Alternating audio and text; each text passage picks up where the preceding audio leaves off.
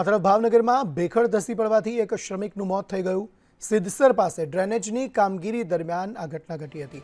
Khodiyar hotel નજીક ડ્રેનેજની કામગીરી થઈ રહી હતી। ડ્રેનેજમાં ખાડો ખોદતી વખતે આ ભેખડ ધસી પડી હતી। મૃતક શ્રમિક દાહોદ જિલ્લાનો રહેવાસી છે। વર્તેજ પોલીસે આ સમગ્ર મામલે વધુ તપાસ હાથ ધરી છે। ભાવનગર પાસે આવેલ સિદ્ધસર નજીક ડ્રેનેજની કામગીરી દરમિયાન ભેખડ પડતા એક શ્રમિકનું મોત થયું છે। સિદ્ધસર પાસે આવેલી ખોડિયાર હોટલ નજીક ડ્રેનેજની કામગીરી ચાલી રહી હતી। એ દરમિયાન ભેખડ પડતા આ મોત નિપજ્યું છે।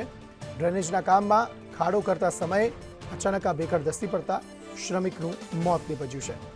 મૃતક શ્રમિક દાહોદ જિલ્લાનો રહેવાસી હોવાનું સામે આવ્યું છે। આ બનાવને લઈને વર્તેજ પોલીસ હોસ્પિટલ ખાતે પહોંચી છે અને વધુ તપાસ હાથ ધરવામાં આવી છે। જે મૃતદેહ છે તેને પીએમ માટે ખસેડાયો છે। વર્તેજ પોલીસે આ મામલે આગળની કાર્યવાહી શરૂ કરી છે। ખોડિયાર હોટલ નજીક આ ડ્રેનેજની કામગીરી ચાલી રહી હતી।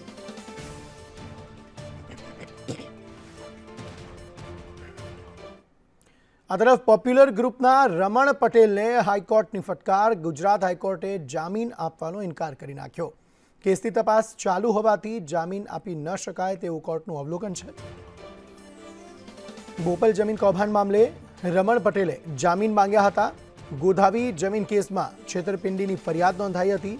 બોપલ પોલીસ સ્ટેશનમાં રમણ પટેલ સામે ફરિયાદ નોંધાઈ છે। તેવામાં પોપ્યુલર ગ્રુપના રમણ પટેલને હાઈકોર્ટે ફટકાર લગાવી છે અને જે જામીન માટેની અરજી કરવામાં આવી હતી તેને જામીન આપવાનો હાઈકોર્ટે ઇનકાર કર્યો છે। હાઈકોર્ટે કહ્યું કે કેસની તપાસ ચાલી રહી છે, જેથી તેને જામીન ન આપી શકાય।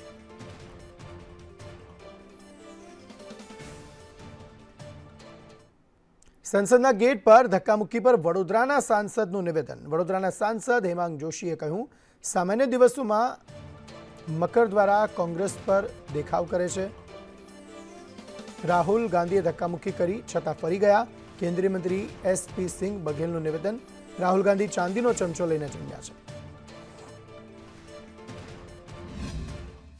રાહુલ ગાંધી અંદરથી બહાર આવ્યા ત્યારે મેં એમનું ધ્યાન ખેંચ્યું કે આ શું કર્યું છે, આપે આ જુઓ કે રાહુલ ગાંધીજીએ અહંકારપૂર્વક એવું કહ્યું કે મેં કશું નથી કર્યું, આપણે મને ધક્કો માર્યો છે।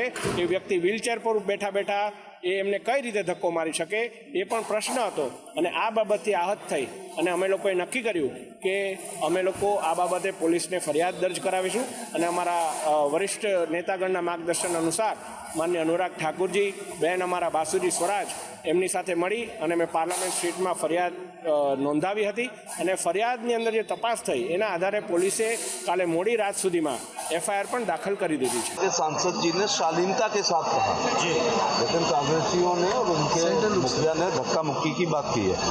तो भारतीय जनता पार्टी के एमपी हों या हमारा बूथ अध्यक्ष हो, वो सुसंस्कृत होता है, शिष्टाचारी होता है, अनुशासित होता है और अपने बुजुर्गों का, महिलाओं का और बच्चों का सम्मान करता है।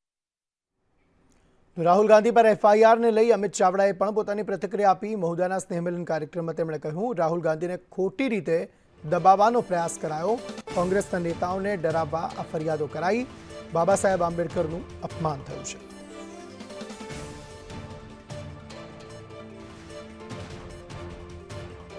તેમણે કહ્યું, કોઈ જ ધક્કામુક્કી ન થઈ હોવા છતાં ખોટી રીતે કોંગ્રેસને અને કોંગ્રેસના નેતાઓને દબાવવાનો પ્રયાસ કરવામાં આવી રહ્યો છે। ખોટી રીતે કોંગ્રેસના નેતાઓને બદનામ કરવા માટે, કોંગ્રેસના નેતાઓને ડરાવવા દબાવવા માટે ફરિયાદો કરવામાં આવે। એક તરફ હલકી ભાષામાં બાબા સાહેબ આંબેડકર વિશે પાર્લામેન્ટમાં ટિપ્પણી થાય, એમનું અપમાન કરવામાં આવે, દેશના સંવિધાનનું અપમાન કરવામાં આવે અને બીજી બાજુ હુમલો કર્યો છે એવા આક્ષેપ લગાવવામાં આવે। હું માનું છું કે આ હલકી માનસિકતા છે। આ તરફ જામનગરમાં ભાજપ કોંગ્રેસ સામસામે ડોક્ટર બાબા સાહેબ આંબેડકર મુદ્દે ભાજપે વિરોધ કર્યો હતો। કોંગ્રેસ કાર્યાલય સામે રાહુલ ગાંધીના પુતળાનું દહન કરાયું। જામનગરમાં ભાજપ કોંગ્રેસ સામસામે આવી ગયા। ડોક્ટર બાબા સાહેબ આંબેડકર મુદ્દે ભાજપે વિરોધ કર્યો અને કોંગ્રેસના કાર્યાલય સામે જ ભાજપે રાહુલ ગાંધીના પુતળાનું દહન કર્યું હતું। અત્યારે સંસદની અંદર બાબા સાહેબના નામે જે મગરના આંસુ સારી રહી છે ત્યારે જે સંસદની અંદર બનેલી ઘટનાની અંદર અમે અહીંયા સામૂહિક રીતે કોંગ્રેસ અને કોંગ્રેસના યુવરાજને કહીએ છીએ કે તમને બાબા સાહેબ આંબેડકર માટે એક શબ્દ બોલવાનો અધિકાર નથી, તમે માફી માંગો। ભાજપને શિસ્તબદ્ધ પાર્ટી માનવામાં આવી રહી છે, પરંતુ લોકસભાની ચૂંટણી બાદ પ્રદેશ નેતૃત્વનો નેતાઓ પર કાબુ ન રહ્યો હોય તેવો ઘાટ ગુજરાતમાં સર્જાયો છે। હાલમાં સંગઠન પર્વ ચાલી રહ્યું છે, જેને લઈને અનેક વિવાદો સામે આવ્યા। ઘણા નેતાઓના ઓડિયો રેકોર્ડિંગ વાયરલ થયા તો વિડીયો પણ વાયરલ થઈ રહ્યા છે અને ભાજપની આબરૂ ધૂળધાણી તો થઈ અને હવે સક્રિય સભ્યની સંખ્યા પણ ઘટતા ભાજપે પોતાના જ નિયમોમાં ફેરબદલ કરવા પડ્યા। 100 પ્રાથમિક સભ્ય બનાવો બાદમાં સક્રિય સભ્ય બની શકાય, પરંતુ હવે નિયમ બદલી નક્કી કરાયું છે એક પણ પ્રાથમિક સભ્ય ન બન્યા હોય તો પણ સીધા સક્રિય સભ્ય બનાવો અને તેના કારણે કાર્યકર્તાઓમાં રોષ જોવા મળ્યો। ગુજરાતની અંદર પણ અત્યારે હાલ જે બૂથ લેવલના પ્રમુખોથી નિમણૂક શરૂ થઈ અને મંડળ લેવલની પૂર્ણ થવા આવી છે અને ત્યારબાદ જિલ્લા લેવલની પણ થશે, તેની પર તેઓ સીધી નજર રાખી રહ્યા છે અને એમની દેખરેખ હેઠળ આખું જે તંત્ર કાર્ય કરી રહ્યું છે। અને બીજું કે ભારતીય જનતા પાર્ટીમાં એવો કોઈ આંતરિક વિખવાદ નથી। આપણે જે વાત કરી કે કોઈ ઊંઝા એપીએમસી હોય કે વાવની ચૂંટણી હોય તો ઊંઝા એપીએમસી હોય કે વાવની ચૂંટણી હોય તો વાવની ચૂંટણી ભારતીય જનતા પાર્ટી જીતી છે। ઊંઝા એપીએમસીની અંદર એક જગ્યા હોય, એક કરતાં વધારે ભારતીય જનતા પાર્ટીના ઈચ્છુકો એમાં ઉમેદવારી પત્ર ભરતા હોય છે, પરંતુ અંતે સમાધાન થઈને જે નિર્ણય આવતો હોય છે એ પક્ષના ફેવરમાં આવતો હોય છે। વીએમસીમાં નવા વિકાસ કામોને લઈ સ્થાયી સમિતિની બેઠક મળી। 17 કામો પૈકી સમા ફ્લાયઓવર બ્રિજની કામગીરી મુલતવી રખાઈ। 120 કરોડના ખર્ચે આ બ્રિજ બનવાનો હતો, જોકે સ્થાયી સમિતિમાં સભ્યોના મતાંતરને કારણે આ કામ મુલતવી રખાયું છે। ધારાસભ્યો કાઉન્સિલરોને વિશ્વાસમાં લેવાશે અને ત્યારબાદ ફરી કામની ચર્ચા થશે।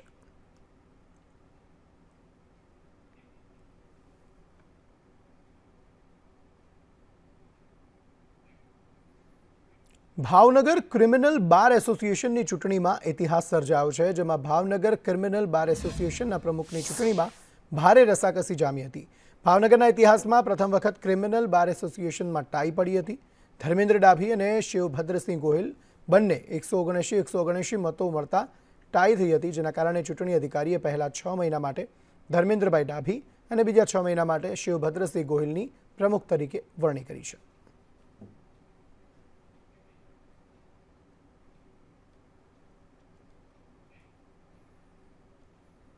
સ્ટેટ એલાઇડ એન્ડ હેલ્થકેર કાઉન્સિલની રચના રાજ્ય સરકારે તેની રચના કરી છે। કાઉન્સિલમાં 15 સભ્યોની નિમણૂક કરવામાં આવી છે। 56 એલાઇડ હેલ્થકેર અભ્યાસક્રમોનો સમાવેશ કરાયો છે। જુદા જુદા 10 અભ્યાસક્રમોની કેટેગરીમાં તેનો સમાવેશ કરાયો। રાજ્ય સરકાર દ્વારા સ્ટેટ એલાઇડ એન્ડ હેલ્થકેર કાઉન્સિલની રચના કરાઈ।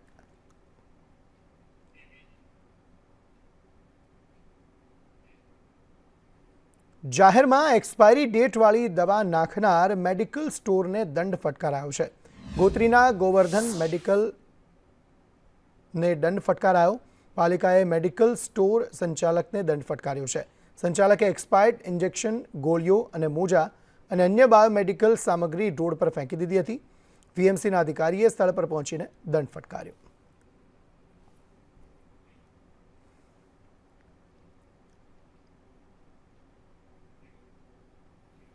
કામલ ફાઉન્ડેશન સંસ્થાના સંચાલક ડોક્ટર અનિલ કેસર ગોહિલ વિરુદ્ધ વ્યારા પોલીસે છેતરપિંડીનો ગુનો દાખલ કર્યો છે। નર્સિંગ કાઉન્સિલિંગના નામે સંચાલકે વિદ્યાર્થીનીઓ પાસેથી ફી પેટે 1.8 લાખની છેતરપિંડી કરી હોવાની ફરિયાદ કરવામાં આવી છે। પોલીસે સંચાલક વિરુદ્ધ ઠગાઈનો ગુનો નોંધી વધુ તપાસ હાથ ધરી છે। મા કામલ ફાઉન્ડેશનના સંચાલક ડોક્ટર અનિલ કેસર ગોહિલ નાઓએ નર્સિંગ કાઉન્સિલ અને ગુજરાત નર્સિંગ કાઉન્સિલની કોઈ માન્યતા ન હોવા છતાં નર્સિંગ કાઉન્સિલ કોચિંગ સંસ્થા શરૂ કરી અને આ સંસ્થાનું 500થી વધારે હોસ્પિટલ સાથે જોડાણ છે એવી લલચામણી અને લોભામણી જાહેરાતો આપેલી અને આ સાથે જે વિદ્યાર્થીઓ ત્યાં ભણવા માટે આવતા હતા એમને કર્ણાટકની એક નર્સિંગ સંસ્થાનું બોગસ આઈડી કાર્ડ બનાવી આપી અને તેના આધારે ત્યાં પરીક્ષા આપવા માટે મોકલી આ કામના અરજદાર સાથે રૂપિયા 1,50,000 અભ્યાસ ફી તથા પ્રેક્ટિકલ પરીક્ષાના રૂપિયા 8,000 અને રહેવાના તથા જમવાના રૂપિયા 22,000 મળી કુલ્લે રૂપિયા 1,80,000ની ફરિયાદી તથા સાહેદો પાસેથી ફીસ લીધેલી છે। આણંદના સારસા કેવલ જ્ઞાનપીઠ ગુરુ ગાદીનું અજાણ્યા ઈસમે ફેસબુક ઉપર અખિલ ભારતીય સંત સમિતિના નામનું ખોટું પેજ બનાવ્યું છે. કેવલ જ્ઞાનપીઠ ગુરુ ગાદીના આચાર્ય શ્રી જગતગુરુનો ફોટો તથા સરનામું મૂકી પ્રધાનમંત્રી, મુખ્યમંત્રી, સાંસદ, સુપ્રીમ કોર્ટના જજ સહિતના વિશે અશ્લીલ ભાષાના પ્રયોગવાળી પોસ્ટ મૂકી હતી અને સંત સમાજને બદનામ કરવાના ઈરાદે સોશિયલ મીડિયામાં વાયરલ કરી બદનામ કરતા આણંદ સાયબર ક્રાઇમ પોલીસે આરોપીને ઝડપી પાડ્યો.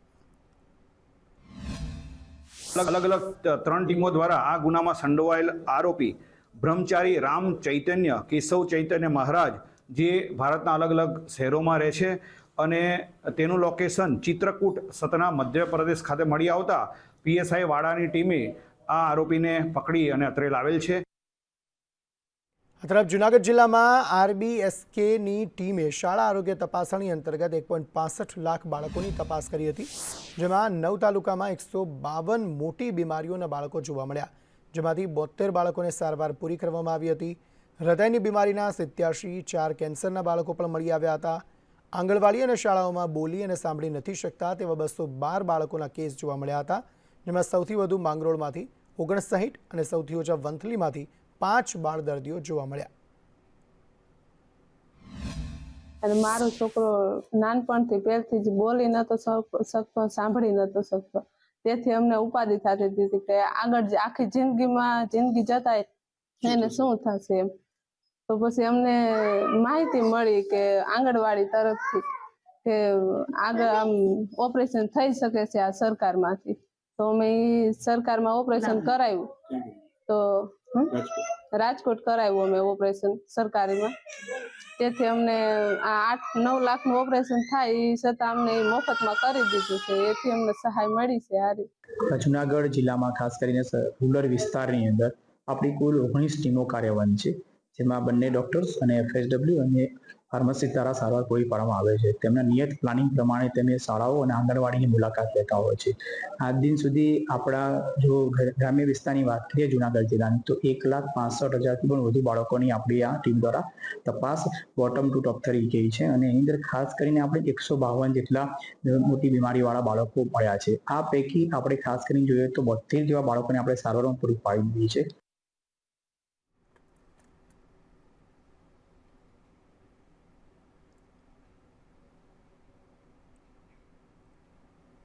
આ તરફ વડોદરા મનપાની શિક્ષણ સમિતિના અણઘડ વહીવટને લીધે આજે હજારો બાળકો વ્યાયામ શિક્ષક અને મેદાનથી વંચિત છે.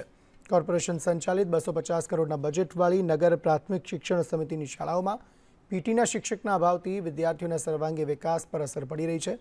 119 શાળાઓ પૈકી ખેલ સહાયક અને પીટી ટીચર મળી કુલ માત્ર 32 જ વ્યાયામ શિક્ષકો છે.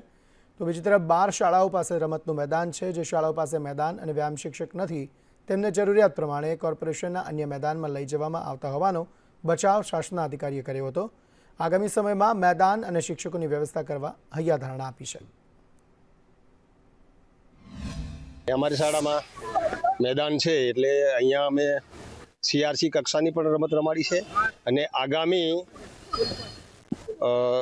આંતર કોર્પોરેશન રમત સ્પર્ધા બાળ રમોત્સવનો કાર્યક્રમ જે 26, 27 અને 28માં થવા જઈ રહ્યો છે, જે માજલપુર સ્પોર્ટ્સ કોમ્પ્લેક્સ ખાતે છે.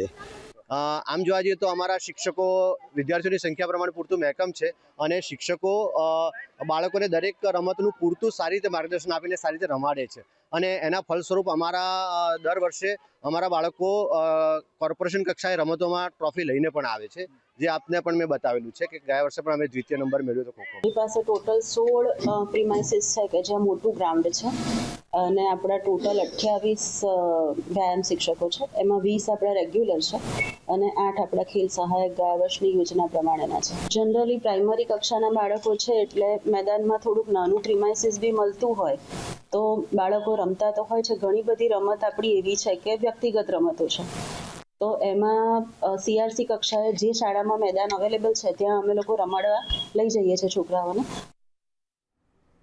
આ તરફ બનાસકાંઠાના ધાનેરા તાલુકામાં આવેલ જાડી પ્રાથમિક શાળામાં વર્ગખંડો જર્જરિત હાલતમાં છે, જેથી છેલ્લા 2 વર્ષથી વિદ્યાર્થીઓ ભારે હાલાકીનો સામનો કરી રહ્યા છે. જાડી સરકારી પ્રાથમિક શાળા નંબર 2માં 7 ઓરડાની ઘટ હોવાથી 2 પાળીમાં વિદ્યાર્થીઓ અભ્યાસ કરી રહ્યા છે. આ શાળામાં 12 શિક્ષકોના મહેકમ સામે માત્ર 5 શિક્ષકો હોવાથી શિક્ષણ કાર્ય કરવું પણ મુશ્કેલ બન્યું છે.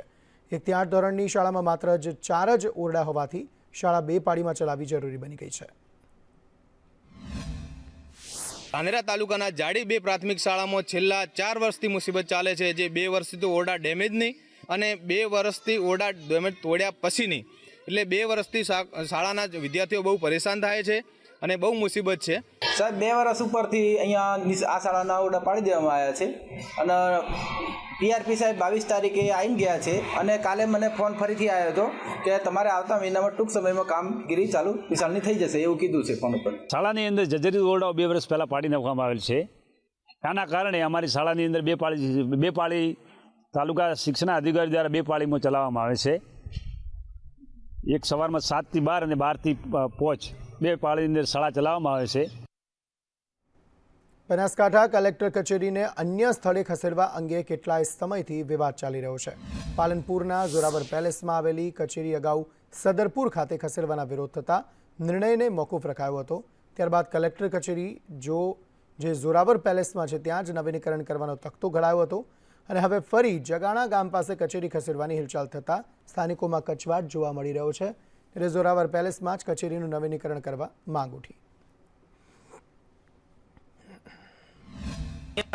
લગભગ ગુજરાતમાં સૌથી સુવિધાવાળી અહીંયા જે ઓફિસો છે એક જ જગ્યાએ બધી સુવિધાઓ ઉપલબ્ધ છે અને જો આવી રીતે કચેરી જગાણા ખાતે ખસેડવામાં આવે તો અહીંયા વૃદ્ધો અને જેટલા ગરીબ લોકો છે એ લોકોને પાલનપુર આવવું પડે અને પાલનપુરથી પાછું ભાડું ખર્ચી અને ત્યાં જવું પડે જગાણા.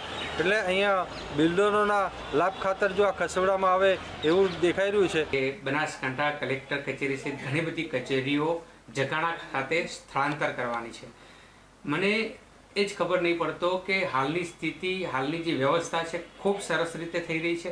સાથે સાથે કલેક્ટર ઓફિસની આજુબાજુ ઘણી બધી એવી જગ્યા છે કે ત્યાં બહુમાળી ભવન બનાવીને એ વ્યવસ્થાને સારી રીતે કરી શકાય એમ છે. પરંતુ પાલનપુરથી આ કલેક્ટર કચેરી જગાણા ખસેડવાની વાત ચાલી રહી છે. હવે જગાણા પાલનપુરથી 7 કિલોમીટર દૂર આવેલું છે. જિલ્લાભરમાંથી અરજદારો અહીંયા આવે છે અને જેઓને 7 કિલોમીટર દૂર જવું પડશે તો ભારે તકલીફ પડશે. આ તરફ દેશમાં સહકાર જગતની ક્રાંતિ લાવવા તગડું બજેટ ફાળવી સરકારે સહકાર મંત્રાલય ઊભું કરવામાં આવ્યું છે, પરંતુ ઇન્કમટેક્સની માજાળમાં સહકારી ક્ષેત્રનું ગળું ઘૂંટાયું છે. આવો જ તાલ અમરેલીના સાબરકુંડલા તાલુકામાં સર્જાયો. કેન્દ્ર સરકાર દ્વારા ખેડૂતોને પાક ધિરાણ પૂરી પાડતી સહકારી મંડળીઓને ઇન્કમટેક્સ ભરવામાંથી મુક્તિ આપવામાં આવી છે. જોકે આવી મંડળીઓએ IT રિટર્ન ભરવું ફરજિયાત બનાવાયું છે. વર્ષ 2016-17માં નવા નિયમની જાણકારી ન હોય અનેક મંડળીએ રિટર્ન ફાઇલ કર્યું ન હતું. જોકે ત્યારબાદ તમામ મંડળીઓ રિટર્ન ફાઇલ કરી રહી છે, પરંતુ વર્ષ 2016-17નો મામલો હવે સરકારી મંડળીઓ માટે માથાના દુખાવારૂપ બન્યું છે. સહકારી મંડળીઓએ રિટર્ન ફાઇલ ન કરતા 2 થી 10 કરોડની પેનલ્ટી ફટકારવામાં આવતા ફફડાટ વ્યાપ્યો છે. જે મંડળીનું શેર ભંડોળ માત્ર 30 લાખ છે તેને ITની 10 કરોડ રૂપિયાની પેનલ્ટી ફટકારવામાં આવી છે. કોઈ કારણસર કે આ ઓનલાઈન થયું, એના પછી પાન કાર્ડ જોડાણા અને એના કારણે મંડળીઓના હિસાબો જે છે એની બેલેન્સ શીટો છે એ ક્યાંય ડિપાર્ટમેન્ટ સુધી પહોંચી છે. એને આધારે 16-17 પછી મંડળીઓને નોટિસો આપવામાં આવી કે તમે રિટર્ન ફાઇલ નથી કર્યું. હવે મંડળીઓને આ બની ત્યારથી જે પ્રક્રિયા બીજી બધી હતી પણ આ નહોતી, એટલે મંડળીઓએ નથી કરવી, સ્વાભાવિક છે. મોત મીઠું કર્યું એ મંડળી અસ્તિત્વ મિટાવી દેવું પડે, કેમ કે 20% તો એમને સાંભળવાનો હક એટલે કે અપીલ દાખલ કરવાનો હક કરવા માટે 20% રકમ ભરવાની છે. રમતગમત ક્ષેત્રે મોટી વાતો સરકાર કરતી રહે છે, પરંતુ જમીનની ધોરણે વાસ્તવિકતા કંઈક જુદી જ છે. ભુજ શહેરમાં આવેલ રમતગમત માટેના ગ્રાઉન્ડની ભારે અવદશા જોવા મળી રહી છે. ભુજનું જ્યુબિલી ગ્રાઉન્ડ હંમેશા ક્રિકેટરોથી ભરચક રહે છે, પરંતુ તેની સામે ગ્રાઉન્ડની જાળવણી કરવામાં નથી આવતી. આટલું જ નહીં, અહીં પ્રાથમિક સુવિધાનો પણ અભાવ છે. એક સમય હતો જ્યુબિલી ગ્રાઉન્ડમાં રણજી ટ્રોફી મેચ રમાતી હતી. અગાઉ અનેકવાર રમતગમતના ગ્રાઉન્ડ માટે રાજકીય આગેવાનો દ્વારા જાહેરાત કરાઈ છે. તેમ છતાં આજ દિન સુધી ભુજના રમતવીરોને સારું ગ્રાઉન્ડ મળ્યું નથી, જેના કારણે ક્રિકેટરો ધૂળિયા ગ્રાઉન્ડમાં રમવા માટે મજબૂર બન્યા છે. કચ્છ જિલ્લામાં ખાસ કરીને પશ્ચિમ કચ્છ શૂન્ય જ છે. કોઈ પણ જાતનું કોઈ પણ સુવિધા નથી હોતી. આજે સિઝન ક્રિકેટ ટુર્નામેન્ટ રમવા માટે ભુજમાં 3 ગ્રાઉન્ડ છે: જ્યુબિલી ગ્રાઉન્ડ, વ્યાયામશાળા ક્રિકેટ ગ્રાઉન્ડ અને ખાસડા ગ્રાઉન્ડ.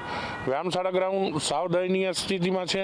ખાસડા ગ્રાઉન્ડની અંદર ચારે સાઈડથી ગટરના પાણીઓ આવે છે અને આપ જોઈ રહ્યા છો જ્યુબિલી ગ્રાઉન્ડ. જ્યુબિલી ગ્રાઉન્ડમાં પણ ટર્ફ વિકેટ નથી. સિમેન્ટ વિકેટ ઉપર છોકરાઓ પ્રેક્ટિસ કરી રહ્યા છે. અને જ્યારે આપણે ડિસ્ટ્રિક્ટ લેવલની ટુર્નામેન્ટ રમવા જાય ત્યારે ત્યાં ટર્ફ વિકેટ હોય છે. અહીંયા ભુજની અંદર ટર્ફ વિકેટ માટે કોઈ ગ્રાઉન્ડ જ નથી. તો આ સુવિધા ખરેખર વિકસાવવાની જરૂર છે. આ ત્રણેય ગ્રાઉન્ડ આપણે જોઈએ છીએ કે ખાસડા ગ્રાઉન્ડ, વ્યાયામશાળા અને જ્યુબિલી ગ્રાઉન્ડ.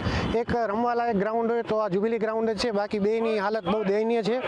તો સરકારશ્રીને ખાસ વિનંતી રહેશે કે આમાં રસ ધરાવીને આ ગ્રાઉન્ડનો ડેવલપ કરે તો શું એ આગતા આપણે છોકરા છે એ આગળ વધી શકે.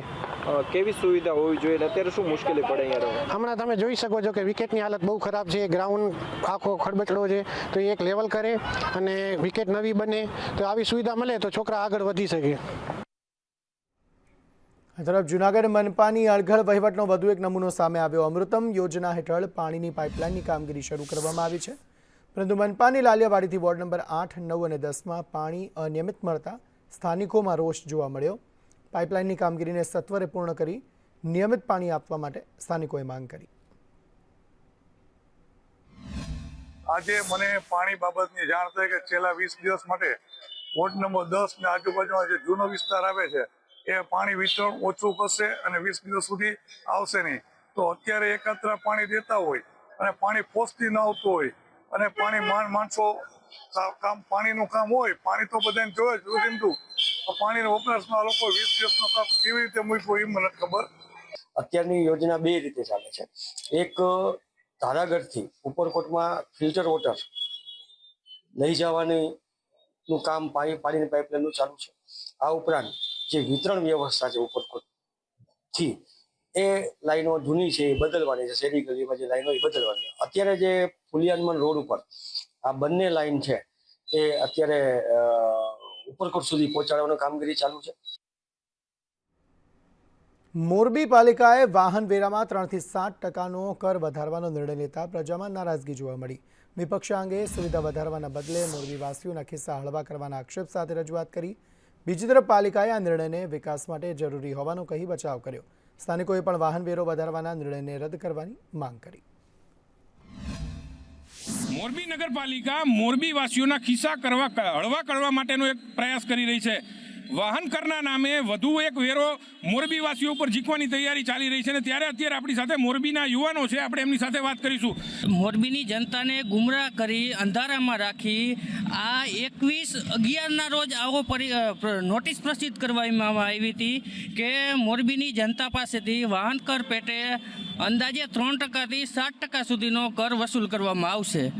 આપણે મેટ્રો સિટી જેવું રોડ રસ્તા નથી તો આવું કરવેરા નાખવાનું એ કાંઈ અધિકાર નથી. શું કહેશો? જે પ્રમાણે વાહન કર નાખવાની અત્યારે પ્રયત્નો ચાલી રહ્યા. મોરબી નગરપાલિકા વાહન કર વેરો નાખવા જઈ રહી છે, પણ પહેલાં રસ્તા રોડની સુવિધા આપવી પડે. ગાડી 3 વર્ષમાં લીઓ એટલે ગાડી 3 વર્ષમાં પતી જાય. રોડ એવા છે, ગટર ઉભરાય છે, કોઈ સુવિધા છે નહીં. સુવિધા પહેલાં આપો પછી કર વધારો. ગુજરાતની મહાનગરપાલિકામાં પણ 1 થી 2% વાહન કર છે, તો મોરબી તો એવડી મોટી મહાનગરપાલિકા નથી કે જે 7% સુધી કર લઈ શકે. અને કર લીધા પછી ગરીબ લોકો જે 2% માન ભેગું કરે છે એ આવો ટેક્સ કેવી રીતે ભરી શકશે? આ એક સરકારને મારો સવાલ છે. આ હતા મોરબીવાસીઓ. જે રીતે મોરબી નગરપાલિકા અત્યાર સુધીમાં પ્રાથમિક સુવિધાઓ આપવામાં પણ નિષ્ફળ નીવડી છે અને તેવા સમયે વાહન કરના નામે વધુ એક કરવેરો મોરબીવાસીઓ ઉપર નાખવાની પ્રયત્નો ચાલી રહ્યા છે. ત્યારે મોરબીવાસીઓમાં આ વાતને લઈને આક્રોશ છે અને આ નિર્ણય પાછો ખેંચવામાં આવે તેવો અત્યારે માંગ પણ મોરબીવાસીઓ દ્વારા કરવામાં આવી રહી છે. નિલેશ પટેલ, સંદેશ ન્યૂઝ, મોરબી.